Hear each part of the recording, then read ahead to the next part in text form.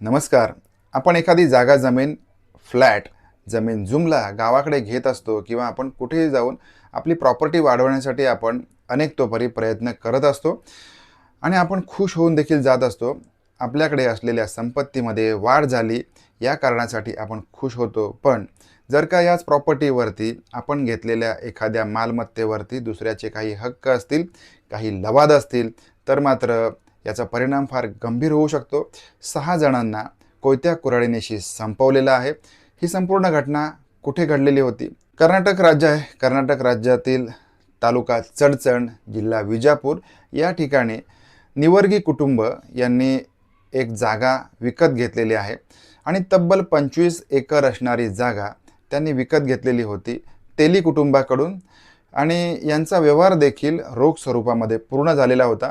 त्याच्यामुळे निवर्गी कुटुंबामध्ये एक प्रकारे आनंदाचं वातावरण होतं. निवर्गी कुटुंबाने आनंदोत्सव साजरा केलेला आहे. 25 एकर जागा त्यांना आता मिळालेली होती आणि रोख रक्कम दिल्यामुळे त्यांचा व्यवहार देखील पूर्ण झालेला होता. त्यांनी आपल्या घरामध्ये आनंदाने पेढे वाटलेले होते.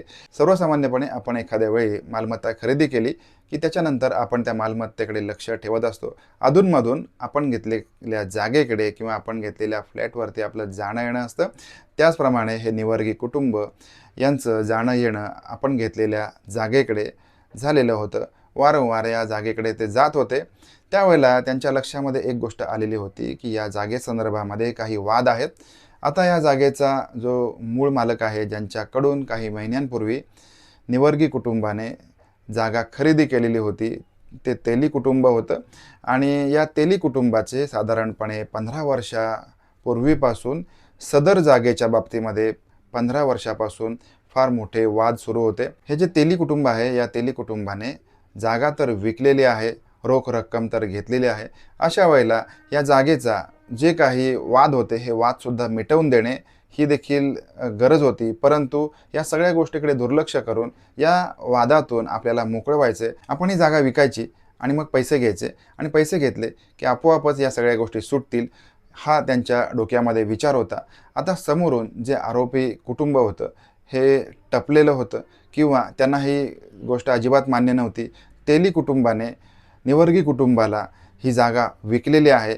या कारणामुळे हे जे समोरचे आरोपी आहेत, ह्या आरोपी आता चवताळलेले आहेत. त्यांना भयानक संताप झालेला आहे. आपल्या या जागेमध्ये हक्क आहेत आणि हे हक्क असताना देखील तेली कुटुंबाने जागा परस्पर विकलेली होती. आपल्या या जागेमध्ये हक्क आहेत असं हे आरोपींना वाटत होतं. त्याच्यामुळे ही जागा विकताना त्यांनी आरोपींना विचारावं असं देखील वाटत होतं. असं सगळं असताना देखील तेली कुटुंबाने जागा परस्पर विकलेली होती. या विकलेल्या जागेतून एक फार मोठ्या प्रमाणामध्ये बखेडा तयार झालेला होता. झालेला बखेडा शांतपणे सोडवण्याची खरं तर गरज होती, परंतु आरोपी कुटुंबाने फार मोठी घाई केलेली आहे. निवर्गी कुटुंब मनातून आनंदी झालेलं होतं. त्यांचं वारंवार या जागेकडे येणं जाणं राहिलेलं होतं. आता या आठवड्यामध्ये त्यांनी आपल्या जागेकडे जाऊन साफसफाई, स्वच्छता करण्याचं नियोजन केलेलं आहे. या भागामध्ये एक लाकूड विक्रेता आहे. याला या निवर्गी कुटुंबाने संपर्क केलेला आहे. त्यांच्या जागेमध्ये अनावश्यक वाढलेली झाडं साफसफाई करायची आहेत असं त्याला सांगितलेलं आहे आणि मग त्याला देखील सोबत घेतलेलं आहे. निवर्गी कुटुंबातील 5 जण रेवणप्पा, दुंडप्पा, शिवपुत्र, चंद्रशेखर, राहुल आणि शब्बीर अत्तार असे 6 जण या जागेकडे गेलेले आहेत. जागेमध्ये गेल्यानंतर त्यांनी या जागेची साफसफाई करायला सुरुवात केलेली आहे. त्या ठिकाणी आरोपी दाखल झालेले आहेत. निवर्गी आणि आरोपी यांच्यामध्ये भांडणं सुरू झालेली आहेत. खरं तर ही जी जागा आहे, ही तेली कुटुंबाने निवर्गी यांना विकलेली होती. यांचा व्यवहार देखील पूर्ण झालेला होता. असं असताना हे आरोपी आहेत, आरोपींचं निवर्गी यांच्यासोबत जे भांडण होतं, हे भांडण होण्याचं कुठलंही कारण नव्हतं. तरी देखील आपण ज्या जागेमध्ये हक्क दाखवत होतो, ही हक्काची जागा परस्पर विकली गेली.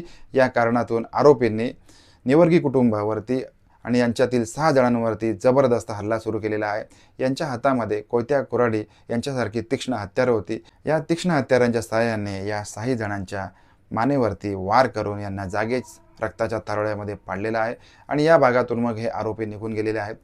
आता या निवर्गी कुटुंबासोबतच त्यांनी बोलवलेला हा जो लाकूड विक्रेता आहे, याचा देखील हकनाक बळी गेलेला आहे. आता आपण अनेक वेळेला जागा, जमीन खरेदी करत असतो, परंतु त्याच्यामागे काही घटना घडलेल्या आहेत का? त्या जागेवरती अप्रत्यक्ष किंवा प्रत्यक्षरित्या कोणी हक्क दाखवतंय का? याचा देखील आपण विचार केला पाहिजे.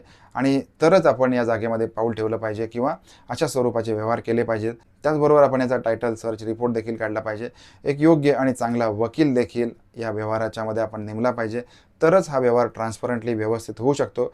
जर का एखाद्या व्यक्तीने या सगळ्या गोष्टींची व्यवस्थित माहिती न घेता, त्याचबरोबर कायदेशीर बाबींची पूर्तता न करता जर का असा व्यवहार केला, तर त्याच्याही बाबतीमध्ये अशा घटना घडू शकतात. आपण भेटणार आहोत नवीन एखाद्या